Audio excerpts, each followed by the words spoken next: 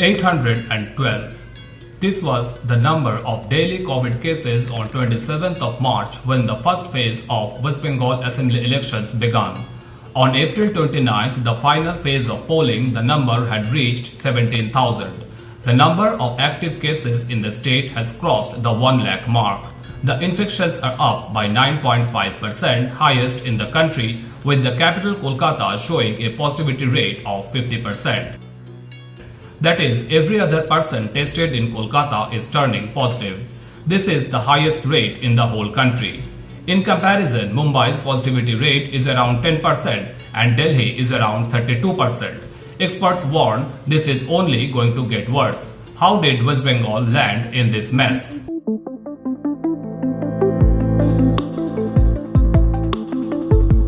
The state went into an election mode right around the time the second wave made a landfall in the country. But unlike the other 4 states facing the elections, West Bengal's residents would decide their next government in 8 phases stretched over a month. Whether it is a big birthday party, whether it is a Shraddh ceremony, whether it is an assembly election, this much we all know. The virus is not really concerned with the purpose of gathering. When a population has just had about 2% vaccination, will absolutely cause chaos, death and destruction. So what is so surprising? By April 17, India was firmly in the middle of the second wave, with over 2 lakh cases being reported for 3 consecutive days. But the campaigning went on. In West Bengal, the daily cases had climbed to 7,000. मैंने ऐसी सभा पहली बार देखी है जी, ऐसी ताकत दिखा दिए।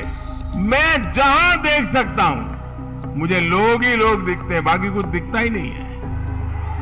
The very next day, Congress leader Rahul Gandhi suspended campaigning.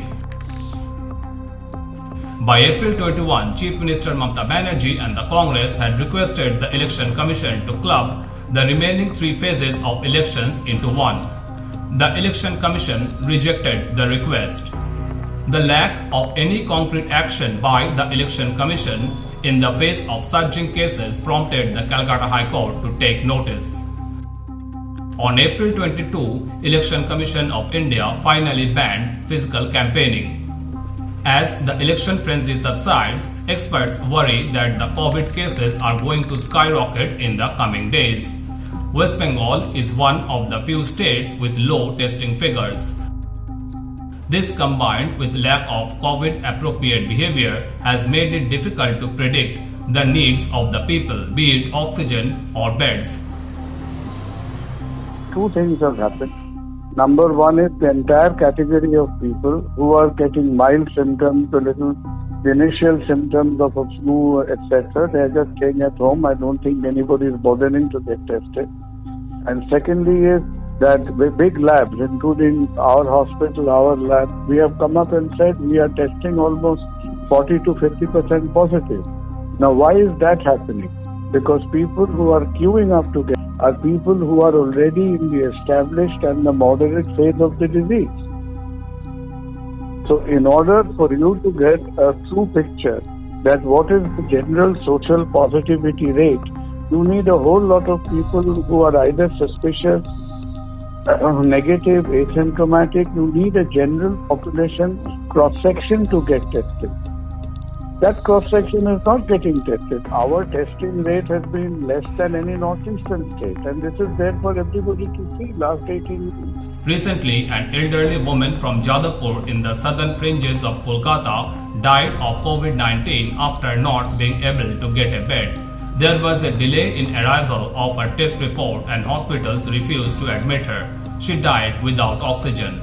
As of April 29, West Bengal has been conducting only around 50,000 tests per day. Despite such a low number, there is a delay in the arrival of test reports.